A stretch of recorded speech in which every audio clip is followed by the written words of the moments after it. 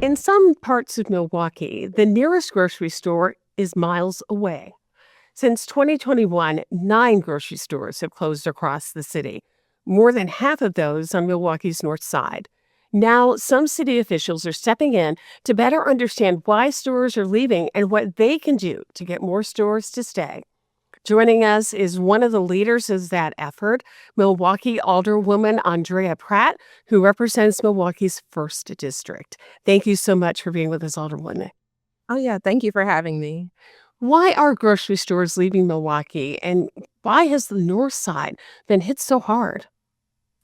Well, I can say with the recent closure of the Aldis in the first district, the reason I was given from corporate was decreased foot traffic. I do find that hard to believe given the statistics that you just said that we have 9 grocery stores that have closed in the area. So I can't imagine that fewer people are going to that store than had been in recent history. That grocery store also has many apartment buildings around it. So even in the news stories that you saw about it, you saw people walking to it, So it was pretty well traveled. One issue I do hear about is theft. And that is an issue at many businesses. I'll say that I've had stores in my district where when it comes to the police report, they have over 60 items on there. A lot of that is theft and trouble with subject, people coming in and disrupting the business. I know it's difficult to stay in business when you're dealing with that kind of thing. It's about being in a partnership. So what I've done is when I look at those police reports, I reach out to that business. What can I do to support you and keep you? Because I don't want to lose another business. I've lost, and the first district has lost Walgreens on Teutonia and Capitol. We've lost CVS on Teutonia and Villard. So it's the grocery stores, but it's also that pharmacy that's leaving our neighborhoods as well. And as you said, part of this is a partnership. So you would expect that if stores were having concerns for whatever reason, they would Yeah. also be reaching out to you and to other city officials to say, hey, we need some help. What can you do to help us? It sounds like that's not happening. That is not happening. Thankfully, I learned that first year when the Walgreens and CVS closed that when it came to the other Walgreens in my district and I saw the police report, I reached out to them and I tried to come up with strategies. We came up with strategies together to retain them. And that's what I'm doing on the front end, checking with all the stores that I currently have and what can I do to retain this business? How can I support? Um, but not only grocery stores because that's an issue, but food pantries that offer food. How can I help you be more robust and maybe expand your program to do 2 days a week instead of one? So just looking at all those issues and saying what we can do to to fix that. When stores or pharmacies in your district have closed, and in many of these other cases, they've done so with very little notice, Oh, giving yes. neighbors little time to prepare. What does that do to a community when the grocery stores are there one day and 2 weeks later, they're gone? Yeah, and that's been the instance overwhelmingly. We're finding out about the grocery stores closing just days before they close. In the instance of the Aldi, I was sent an email on the 9th, and they were closed by the 11th. Um, that's people are waking up in a food desert. You went to sleep and you had a grocery store, and you woke up and you did not have a grocery store. You were in a food desert. You were in a food swamp. There was no healthy food near you. And it can't be. It shouldn't be. I have put forth the legislation that will require notice when grocery stores and pharmacies, food dealers, so a pharmacy or a grocery store, when they are deciding to close, they would have to give notice to the city 60 days in advance. And give us that first 30 days to work with them to see what we can do to retain them. And if we aren't able to come to a solution, then the next 30 days, it has to be posted so neighbors know that this store is going to be leaving and that they can make plans. You mentioned that you were working on different solutions. One of the things that has happened is that you all have worked to have food apartheid be declared a health emergency in Milwaukee. What does that mean?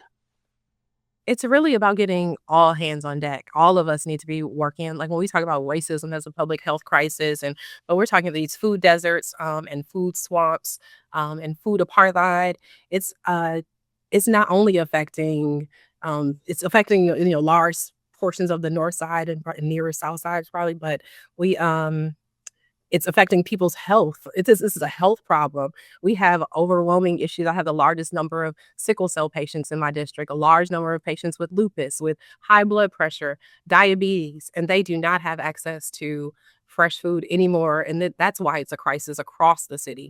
When we start to lose access to healthy food, the food is medicine, and for you not to have access to that medicine, it's hard, it's difficult, and a lot of times people don't have transportation, so so many layers to it, which is why it is a crisis overall, because there are so many layers. It's affecting our health, and it is affected by transportation. It's affecting the economy, just so many issues.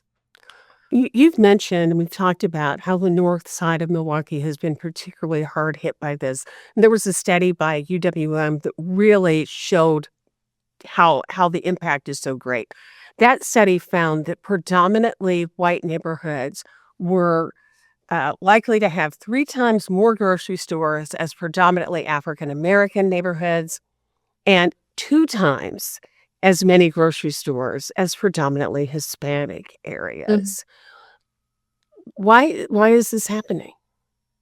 I I wish I knew. I don't know. There has been a serious decades of disinvestment in our community, and it's carrying on.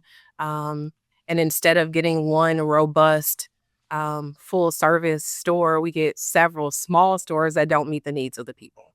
Um, what I'm doing is working with what I have in my district, and I'm sure is what most of my colleagues are doing, is I have several small stores. What can I do to incentivize you offering fresh food, and what can I do to expand the reach of a grocery store, like mobile markets and et cetera? It is difficult. I'm not sure why it's happening. I don't know why the disinvestment, and the divestment from our neighborhoods is happening, but that's part of it being, food apartheid, is that it's systemic. It's not, something that's just happened to happen. They are choosing not to invest or choosing to leave, because really at the same time that I lost to Aldi's announced that they were opening 180 new locations, one of which is in Wanakee, Wisconsin. Um, and at the same time I was losing Aldi's, one of my colleagues on the far south side was getting a new grocery store.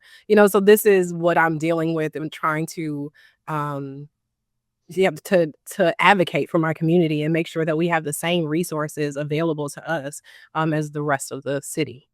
Do some of these large corporations that are leaving, that are disinvesting from neighborhoods and communities, do they have a corporate responsibility to make sure that they are focusing need where the need may be the greatest?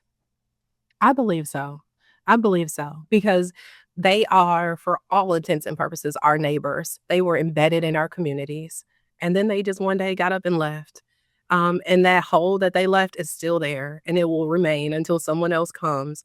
But we do need, like, a pharmacy is so essential. The pharmacy on Teutonia and Capitol, it's so many seniors that live in that neighborhood, right in that Capitol Heights area, that are missing out, didn't have access to delivery. We talk about delivery, but a lot of people are cash. They use cash, so they can't do the delivery. Like, we are locking out a whole population of people when we think about that. But yeah, they do have a responsibility for sure to the neighbors that they served and whose money they collected for years. And it would seem part of this is the stores themselves, the corporation themselves. They are part of the answer to the long-term solution to making sure everybody in Milwaukee has access to healthy food. Your zip code shouldn't matter. It should not. It should not matter. And I agree with you. I think it is up to them. They are corporate partners. They are our neighbors. They are embedded in our neighborhoods. They have a responsibility. Alderwoman Pratt from the 1st District of Milwaukee, thank you so much for being with us and bringing our attention to this important topic. Please let us know how it's going. I will. Thank you so much for having me. Thank you. Stay with us. We are right back.